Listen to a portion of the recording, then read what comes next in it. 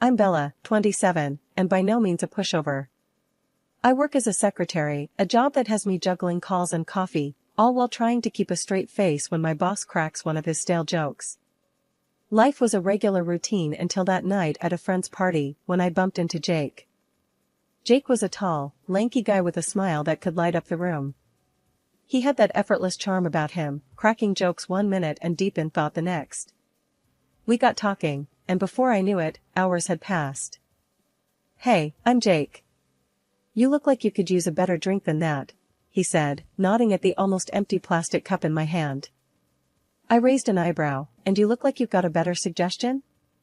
"Follow me and find out," he grinned, leading the way to where the real party was, a table laden with all sorts of drinks. We spent the evening talking about everything and nothing. His jokes were actually funny, a refreshing change from the dry humor I was used to at work. As the party wound down, we exchanged numbers. "Don't be a stranger," Jake said as he left, "or do, but only if you're into that mystery vibe." I laughed, tucking away his number. "We'll see, funny guy." As I headed home, I couldn't shake off the feeling that this was the beginning of something. But that night, it was just the city lights, the lingering laughter from the party, and the slight buzz from the drinks. The next few weeks were a blur of texts and calls with Jake. He was like a breath of fresh air, always popping up with a joke or a plan to meet up. It was hard not to get swept up in his energy. Then came the day he invited me over to his place. "You gotta meet the folks," he said casually, as if it wasn't a big deal. "Meet your parents?" I hesitated. "Aren't we moving a bit fast?" "Nah, they're cool. Plus, I want them to meet the girl who's been stealing all my time," he joked, but I could tell he was serious. I agreed, not knowing what I was walking into. Looking back, I wish I had taken a bit more time, maybe then I would have seen what was coming. But life doesn't give you a heads up, does it? No, it just throws you in the deep end and watches as you try to swim. The day to meet Jake's parents came quicker than I'd have liked. I remember standing in front of my closet, trying to pick out something that said "Nice to meet you," and not "I'm here to steal your son." Finally, settling on a simple dress, I took a deep breath and headed out. Jake's house was one of those big, sprawling places with a garden out front. Flowers, trees, you name it, his mom had it growing there. "She'll love to show you around," Jake had said with an enthusiasm I didn't quite share. As we walked up to the door, Jake squeezed my hand. "Don't worry, they're going to love you." The door swung open, and there stood Mrs. Green, a woman with a stern look that could make a grown man flinch. "So, this is her," she said, eyeing me from head to toe. Not exactly the warm welcome I was hoping for. "Mom, this is Bella." "Bella, my mother," Jake introduced. "Charmed," I said, extending my hand. She gave a nod, her lips tight. "Come in. Let's not stand around." The inside of the house was as immaculate as the garden. We sat in the living room, and that's when the interrogation began. Mrs. Green didn't waste any time. "So, Bella, Jake tells us you're a secretary. That must be interesting," she said, the word interesting hanging in the air like it was a bad smell. "Yeah, it's got its moments. Keeps me on my toes," I replied, trying to keep it light. "And your boss, he's a man, I presume?" she prodded, her eyes narrowing. I nodded. "Yes, he is. A very professional and respectful one." Mrs. Green hummed, as if she had expected as much. "I suppose you spend a lot of time together, being his secretary and all." I could feel the insinuation heavy in her tone. Jake jumped in. "Mom, come on, let's not start this." "No, it's okay," I said, feeling a need to defend myself. "We work together, but that's it. There's nothing more." Mrs. Green looked at me, then at Jake, and then back to me. "I see. Well, as long as it's professional." The conversation stumbled on, every topic somehow circling back to my job or my relationship with my boss. It was like she had a one-track mind set on making me uncomfortable. At one point, Jake excused himself to take a call, leaving me alone with his mother. "You know, my son could do a lot better than a secretary," she said, her voice low but clear. I was taken aback. I'm sorry you feel that way. I care a lot about Jake, and I'm not here to cause any trouble. Mrs. Green stood up, her posture rigid. Just so we're clear, I have my eye on you. Any slip up, and I'll make sure Jake sees sense. The threat hung between us, heavy and cold. I sat there, trying to process what just happened. It was clear this wasn't going to be easy. When Jake came back, I plastered a smile on my face, but inside, I was reeling. After a few months of dating, Jake and I decided it was time to take the next step, moving in together. I remember the day I left my small, cozy apartment, boxes in hand, a mix of excitement and nerves bubbling in my stomach.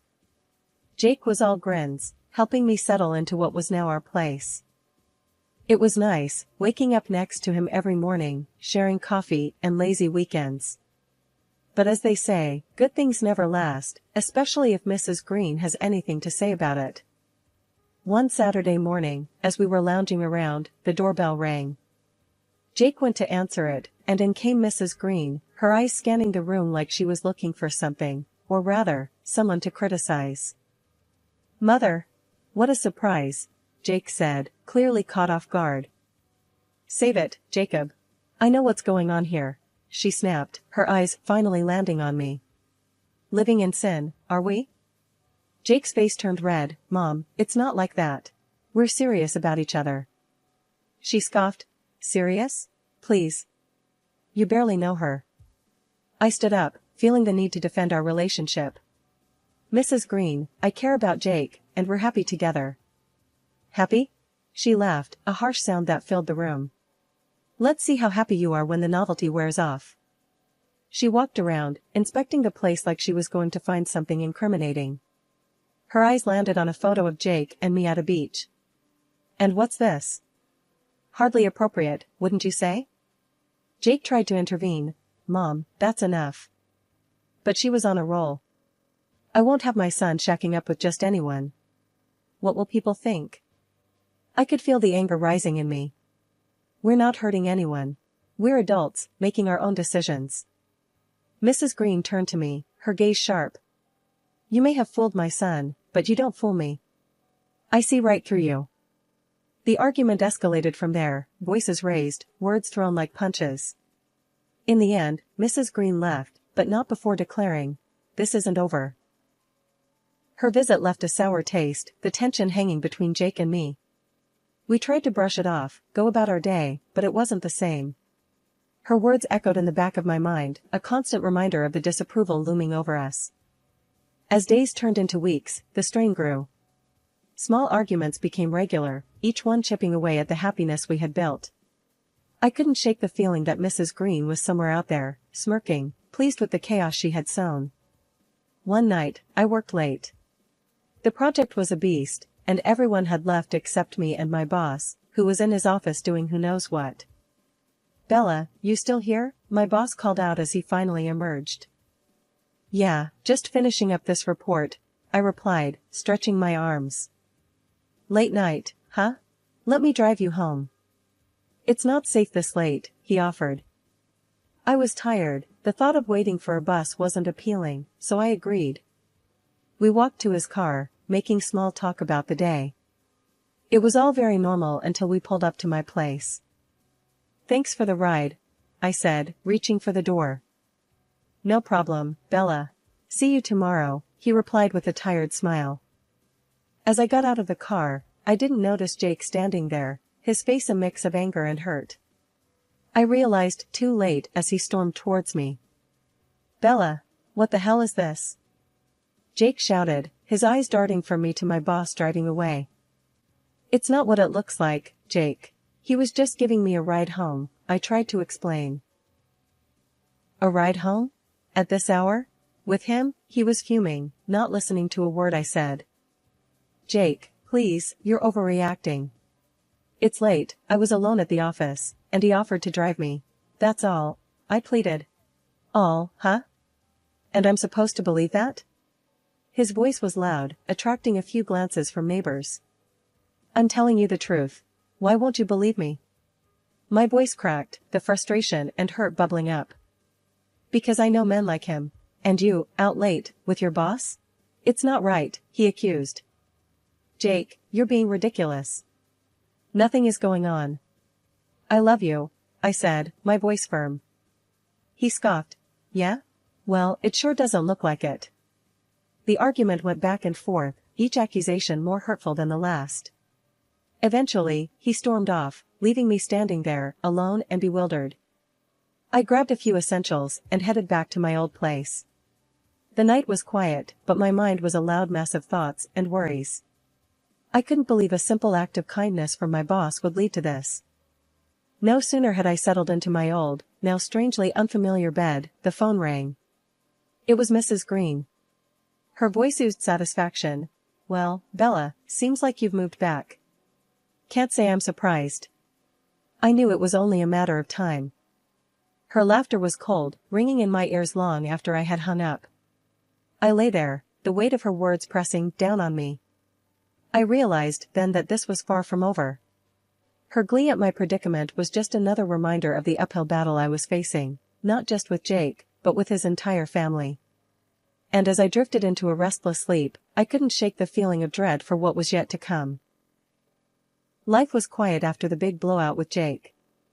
I kept to myself, trying to mend the pieces of my bruised heart. Days turned into weeks, and just as I started to feel a bit like my old self again, life decided to throw me another curveball. I found out I was pregnant. I remember sitting in my bathroom, staring at the positive test. A mix of emotions flooded through me: fear, excitement, but mostly a deep, nagging worry about how Jake would react. I debated telling him, going back and forth in my mind, but eventually, I decided against it. I would raise this child on my own. But secrets have a way of coming out, and this one was no different. Jake found out. I still don't know how, but one day, there he was, standing at my door, looking as shocked and scared as I felt. Bella, is it true? Are we going to have a baby? He stammered, his face pale. I nodded, unable to form words. The silence stretched between us, heavy and awkward. Why didn't you tell me, Bella? Why? He finally managed, his voice a mix of hurt and anger. I was scared, Jake. Scared of how you'd react, scared of doing this all alone, I confessed, the words tumbling out.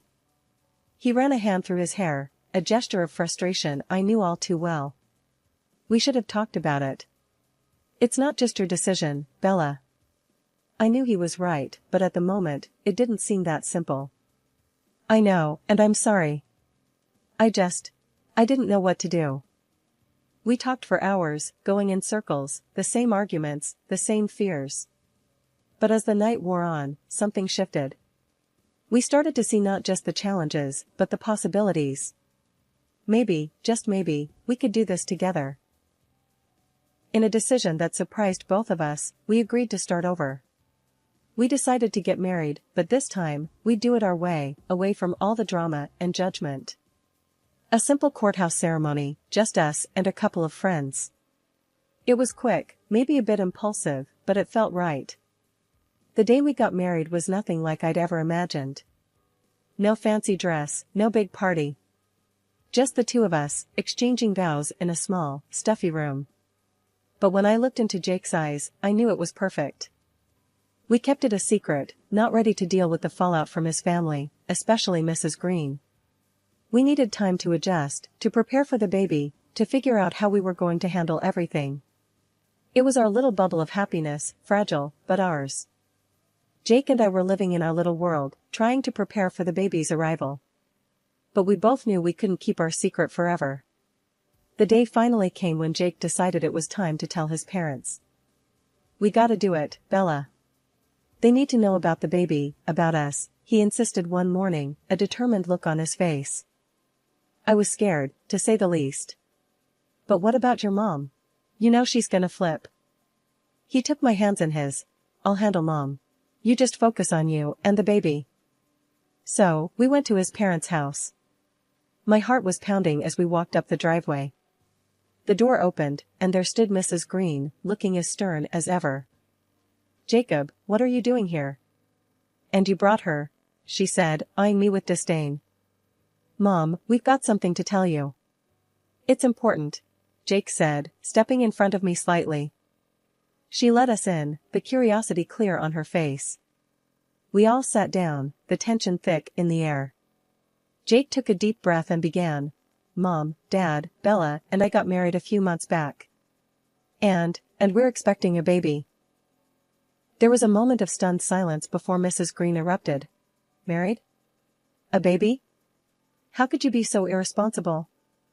Mom, it's not like that. We love each other. We're happy, Jake tried to explain. Happy? Look at her. She's trapped you with this child, Mrs. Green accused, pointing a finger at me. I felt my face heat up. I didn't trap anyone. This baby is a blessing, not a trap. Don't talk back to me, girl. I know your type, she snapped.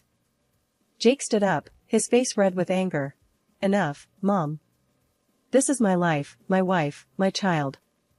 If you can't accept that, then maybe we don't need to be part of yours. The room fell silent, Mrs. Green's face red with anger, but there was a flicker of something else, maybe fear, maybe realization. Mr. Green, who had been silent till now, put a hand on her shoulder, a silent plea. She looked at him, then back at us, her face softening, just a fraction. I need time to process this. We left shortly after, the air between us heavy, but hopeful. As we drove away, Jake squeezed my hand. That went better than expected. I laughed, despite everything. Yeah, if you consider World War III better than expected. But it was out now, the truth. We were married, expecting a baby, and for better or worse, his family knew. It felt like a weight had been lifted, but at the same time, a new worry had settled in. How would Mrs. Green react once the news really sunk in? Would she come around, or would she be an ever-present thorn in our side? Only time would tell, but for now, we had each other, and that was enough. As we drove home, the sun setting in the distance, I felt a sense of peace. We were together, we were strong, and no matter what came our way, we'd face it together, as a family. A few weeks had passed since the big reveal to Jake's parents. Things were quiet, almost eerily so. Then, one afternoon, Mrs. Green showed up at our door, unannounced, with a homemade cake in hand.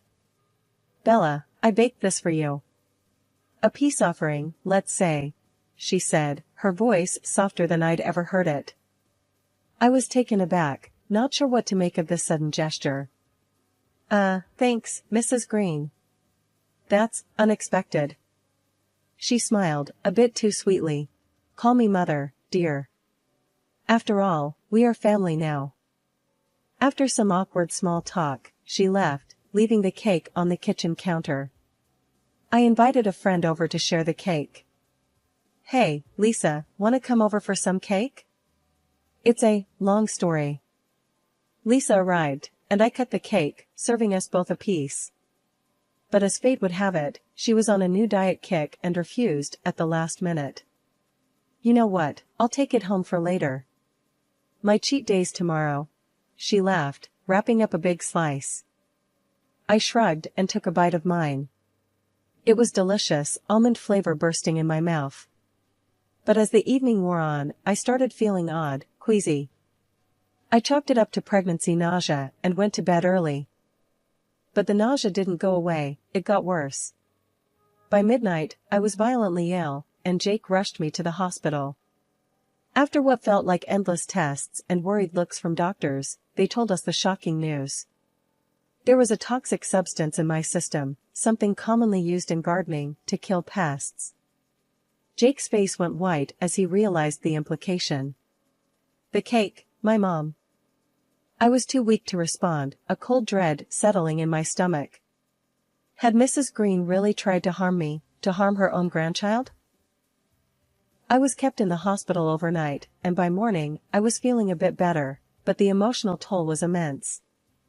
Jake was a mess, torn between worry for me and disbelief that his mother could do such a thing. We were talking on the phone about it, Jake's voice heavy with concern. We need to figure out what to do next, when suddenly the door to my room creaked open, and in walked Mrs. Green. I quickly muted the phone but didn't hang up, Jake still listening in. Bella, how are you feeling, dear? She asked, her voice dripping with faux concern. I looked at her, feeling a mix of anger and disbelief. "I'd been better," I said, coldly. She tooted. "Such a shame about the sickness." "And the baby?" "The baby is fine," I replied, watching her reaction closely. Her face faltered for just a moment, a flash of disappointment crossing her features. "Well, that's good to hear," she said, but the words felt hollow. Then, with a smirk, she added, "Of course, you have no proof of what caused your little incident.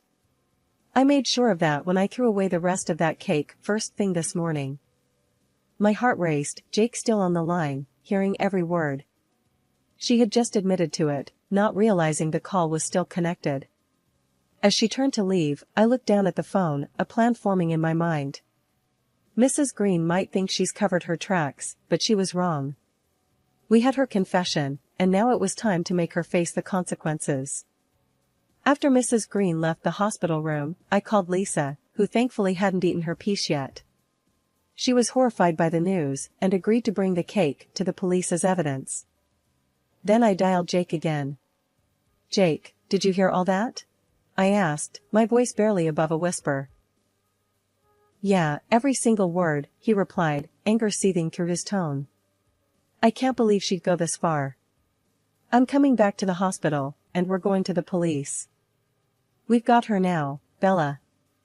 By the time Jake arrived, I had managed to steady my nerves. Together, we went to the police station, the phone recording in hand.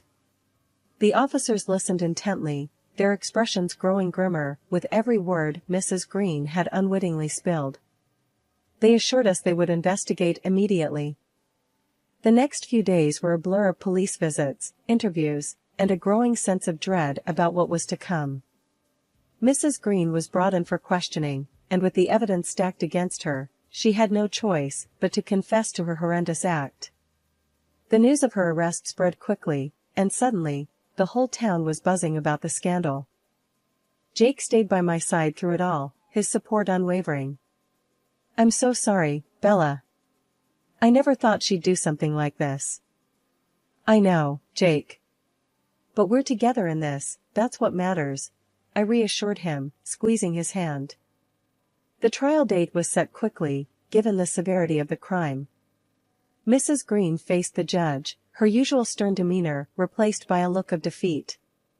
The evidence was undeniable, and she was found guilty of attempted poisoning.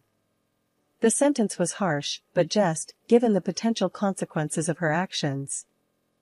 As we walked out of the courtroom, Jake and I both felt a strange mix of relief and sadness.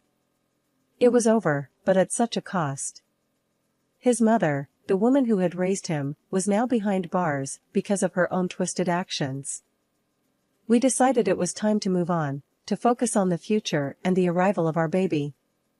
The house felt quieter, the air lighter, as if a dark cloud had been lifted. Our friends and family rallied around us, their support a constant source of comfort. One evening, as we sat on the porch, Jake wrapped his arm around me. "We've been through hell, Bella, but we made it. I love you, and I can't wait to start this new chapter with our little one." I leaned into him, my head resting on his shoulder. "Me too, Jake. It's going to be a fresh start for all of us." The baby kicked, as if in agreement, and we both laughed. It was a sound of pure joy, a sign that despite everything, we were going to be okay.